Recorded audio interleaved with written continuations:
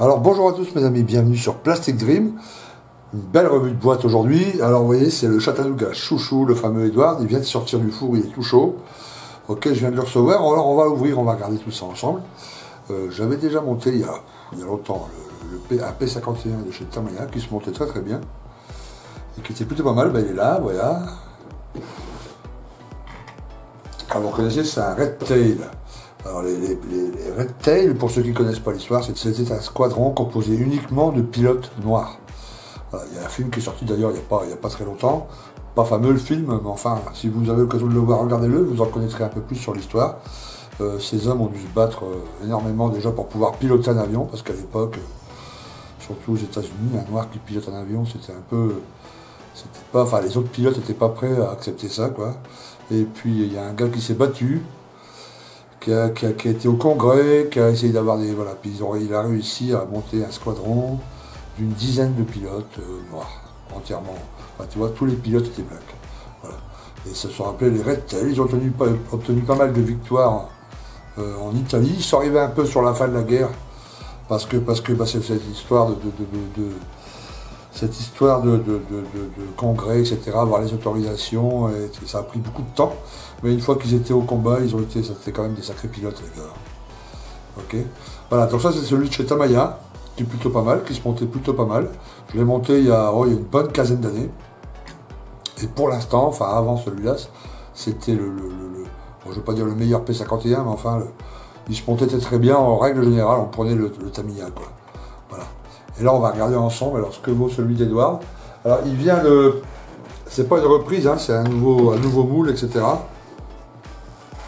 Alors, on regardera les livrets ensemble. Évidemment, la livrée vedette, c'est le Chattanooga Chouchou. Ok. Bon, on va regarder ça. Donc, les boîtes, il y a plusieurs livrets. Il y a 6 livrets possibles. Ok. Donc, quoi faire plaisir à tout le monde, y compris un tout vert, 5 tout alu. Ok, avec des couleurs différentes. J'aime bien celui-là, le jaune. Là. Ah, moi, j'ai autre chose en tête, je vais vous expliquer après. Je ne vais pas faire un seul de la boîte. Ok. Voilà, le reste de la boîte, le numéro du kit, je sais pas, on s'en fout un peu.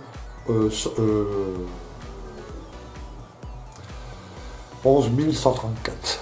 Pardon, 11 134. Ok. Alors, je sais qu'il y en a pas mal parmi vous qui sont tentés par cette boîte. Pas très cher, hein, moins de 28 €.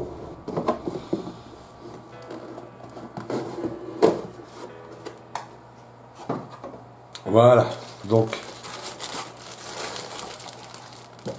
on va sortir tout ça, on va regarder d'abord la notice. Alors des masques, super.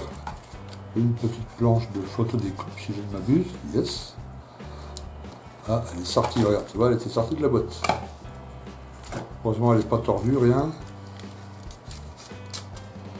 On va regarder ça ensemble après.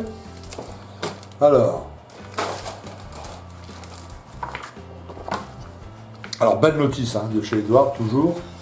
Ils font vraiment un effort, tu vois, tous là en ce moment. Il y a des super notices, tu vois, bien. Voilà, la déco, même la première page est sympa. Hein. Ok. Alors on est habitué maintenant aux notices Edward, moi je trouve qu'elles sont plutôt pas mal. Il y a toutes les infos peinture, machin, elles sont plutôt concises. Elles sont plutôt pas mal. Donc on commence classiquement par le cockpit avec le montage du siège. Est-ce qu'on voit tout là? Je n'ai pas regardé. Yes. Je vais peut-être monter un tout petit peu. Voilà. Ok. Donc le siège, compartiment arrière, radio, etc.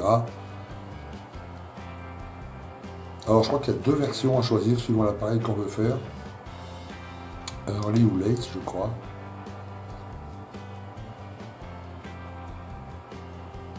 Voilà, avec de la PE un peu partout, de la photo de découpe. Ok, on habille ensuite les parois. Alors on prépare ici là, le filtre à air. On insère tout ça. Voilà, on commence à monter les longerons, des ailes, etc. Alors, les puits de train sont plutôt pas mal détaillés. On regardera après le plastique les pièces, mais il y a l'air d'avoir pas mal de détails là-dessus. Hein. Les bouches canons, les ailerons, donc ça veut dire qu'on peut les monter, tu vois, les stabiliser ou pas. Ok, on le met en croix ensuite. Le longeron arrière. Les empennages. Et le tableau de bord ici seulement. Ok.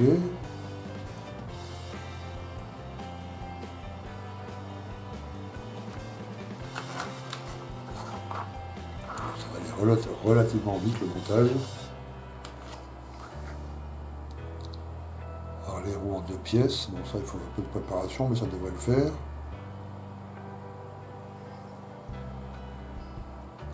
Et ensuite des masques pour la canopée, alors ça c'est pas mal. Ça aide toujours. Les longerons, on monte les trains. Les trappes de puits de train. Donc tu vois, il va falloir faire attention suivant les marquages, suivant la livrée que vous choisissez. Il y a pas mal de petites options. Les hélices, la canopée, etc. Classique. Là aussi, tu vois, les échappements moteurs, suivant la version que vous choisissez. Et puis les bidons, différents types de bidons.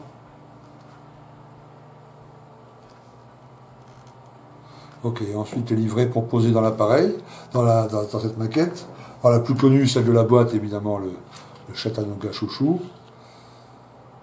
Ok, bon c'est vrai, c'est pas mal, son estrier là, ça fait pas mal. Hein. Voilà, la B, Meg. La C avec le jaune c'est pas mal, les 2 bandes jaunes là, ça rend un peu, hein. Ça rend vraiment pas mal.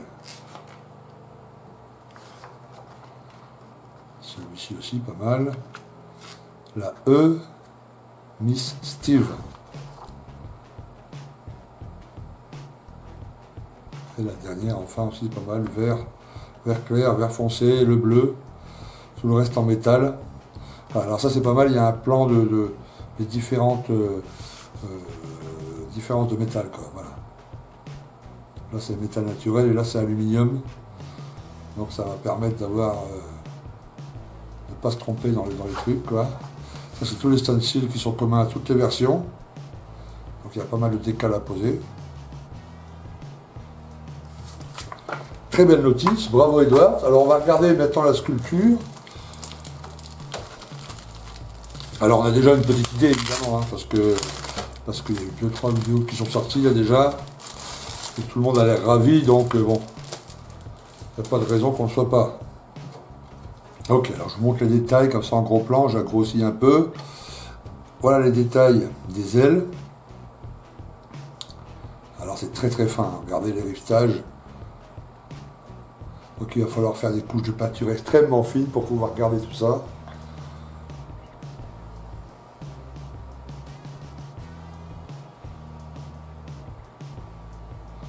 C'est le travail sur les longerons là. J'espère qu'on va bien voir en vidéo. Mais il y a pas mal de... Ah, le rivetage est très très fin quoi, tu vois. C'est vraiment du beau boulot. Hein. Oh. Je suis impressionné à chaque fois.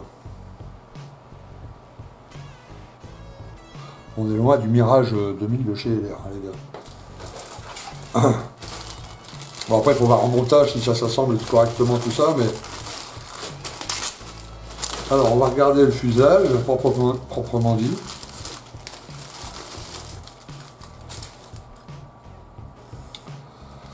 Alors là aussi, hein. Très très fin, super. On voit le résultat, regarde sur le nez là.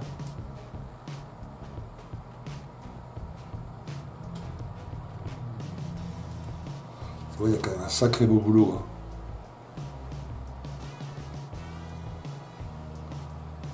Les lignes de structure et tout, ça vraiment top.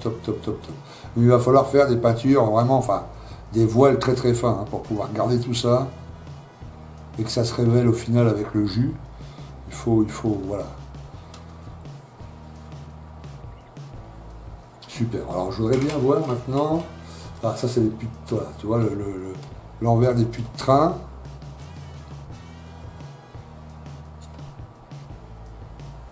Les détails de ces petites pièces. Super. Le moulage est vraiment super. Voilà. Et ici les différents échappements, celui-ci ou celui-ci. Ah oui, regardez, c'est même creusé, je ne sais pas si on va bien voir en vidéo là, mais... Les pipes, elles sont même creusées. Hein. Regardez la finesse de cette pièce là. Alors là, au dégrappage, attention les gars. Hein. Là, il va pas falloir y aller comme un pourrin, il va falloir y aller vraiment délicatement. Il y a des priesses vraiment très fines. Bon, je vais même faire attention quand je vais ranger tout ça dans la boîte. Bon, la grappe ici avec les réservoirs, les différents réservoirs. Les roquettes aussi, il y a un système de roquettes.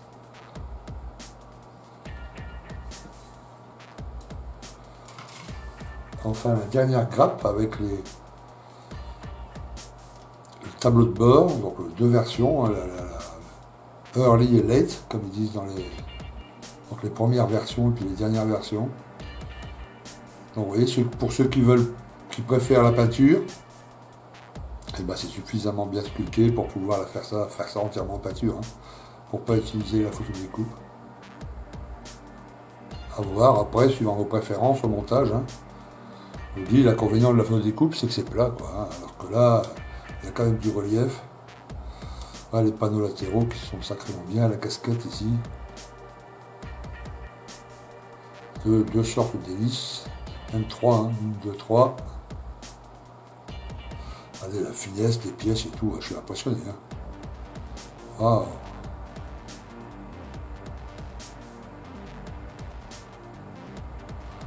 C'est du sacrément bon boulot. Hein. Top. C'est une belle surprise. Hein. Une belle surprise. On va regarder la photo découpe. Donc évidemment, le tableau de bord. Même si moi je privilégie toujours... Alors il est pas mal. Alors je sais pas si vous allez bien voir. Mais il y a un petit relief sur chaque cadran. Donc cette pièce-là, cette pièce ici, elle va se poser sur celle-là, et celle-là va se poser sur celle-là. Et il y a le petit cadran avec un effet vert sur chaque cadran, quoi. Ça, c'est la première fois que je vois ça sur une planche de photodeck. C'est pas mal. On le testera, je vais le monter, coller ça sur ça, etc. Et puis je vais peindre l'autre, et puis on verra lequel est, tu vois. Et moi j'aime bien quand il y a du relief, tu vois. Puis en plus, j'ai le plaisir de faire le tableau de bord soi-même. Bon, les ceintures, enfin les harnais plutôt. Belle petite planche, hein, faite par Edward, super. Alors pas mal, hein, le tableau de bord là, à voir, à tester, mais je pense que ça va être pas mal. Alors les masques, pour là, il n'y a pas grand chose à vous montrer, hein, y a pas, en vidéo, il n'y a pas grand chose à vous montrer, mais enfin, c'est pas mal pour la canopée. On va regarder la partie transparente. S'il n'y a pas de déformation, je pense que non. Alors je vais mettre un truc en dessous pour qu'on puisse voir s'il y a une déformation ou pas. Donc ça va, tu vois, il y en a 3 là. On va aussi faire attention en les rangeant. Il y a pas mal de parties transparentes, tu vois, même sur le tableau de bord là. Tu vois, le système de visée, etc. Les petites coupillettes à droite à gauche, là aussi. Bien, bah, transparente, c'est ce qu'on attendait, hein, mais il ne faut pas que ça soit trop épais, sinon il y a une déformation, un peu de lumière. Et là, c'est assez fin, plutôt pas mal. Bravo Edward. Alors, on va ranger ça bien, je vais même mettre ça dans un peu de mousse tout à l'heure. Alors, les décales, la planche décale officielle, qui est là aussi sans trop de surprise, parce que c'est Cartographe qui s'en est occupé, et Cartographe, genre en règle générale, ils font plutôt du bon boulot. Vous voyez la finesse de la planche.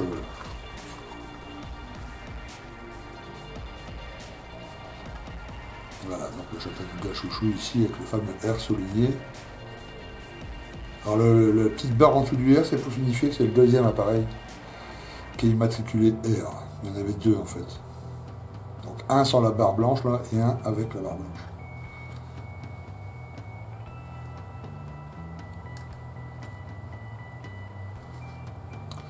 Voilà, donc ça c'est tous les stencils communs à toutes les livrets. Donc voilà, bah, une superbe planche. Là, vraiment très très fine, on le sent déjà à la pesée. Hein. Et puis quand tu regardes sur le côté, cartographes, ils font vraiment un boulot d'enfer. Ça ne m'étonne pas que beaucoup de marques de maquettes choisissent cartographes parce qu'ils font vraiment un boulot inégalé. Hein. Ok. Alors moi, je vais vous montrer la version que je vais faire. Vous voyez, j'avais ce bouquin déjà depuis longtemps. Je l'avais acheté pour faire le Red Tail que je vous ai montré tout à l'heure. Donc pareil, j'ai acheté ça il y a une quinzaine d'années. Donc le P51D. Donc là, il y a un tas d'infos sympas. Oui, il y a vraiment des livrets très sympas. Ceux qui veulent s'amuser, tu vois, les queues comme ça, là, damier. Voilà. Et moi, celui que j'avais repéré depuis longtemps, que je voulais faire, c'était celui-là. Voilà. Le Glamorous Glen 2. Vous savez que je vais monter le X1 bientôt, là. L'espèce de fusée, là, qui a dépassé le mur du son, piloté par Chuck Yeager. Et ça, c'est l'appareil de Chuck Yeager pendant la Seconde Guerre mondiale, le Glamorous Glen 3. Okay. Pilote, tu vois, Captain Charles Chuck Yeager, 11,5 victoires. Ouais, il a combattu au Vietnam aussi, sur Phantom, je crois. Donc, ça serait sympa de, tu vois, ouais. C'est écrit, tu vois, en devenant le premier homme à franchir le mur du son à bord du Bell X1A, également surnommé Glamorous Glen, du nom de son épouse. Bon, ça serait sympa de faire celui-là, j'aimerais bien faire celui-là. Et puis après, à côté, le Bell X1, là, donc j'ai fini de préparer le diorama. Et puis plus tard, pourquoi pas, le Phantom qu'il a piloté pendant la Seconde Guerre mondiale, pendant la guerre du Vietnam, pardon. Voilà, donc moi je vais faire celui-là. J'ai trouvé la planche d'écale, hein. Aux États-Unis, j'ai trouvé une boutique qui faisait ça. Donc moi je vais faire celui-là pour avoir.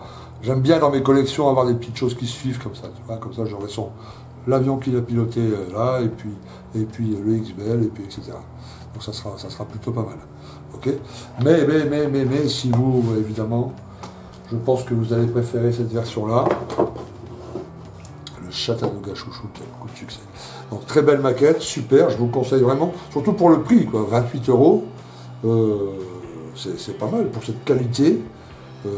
6 versions à choisir.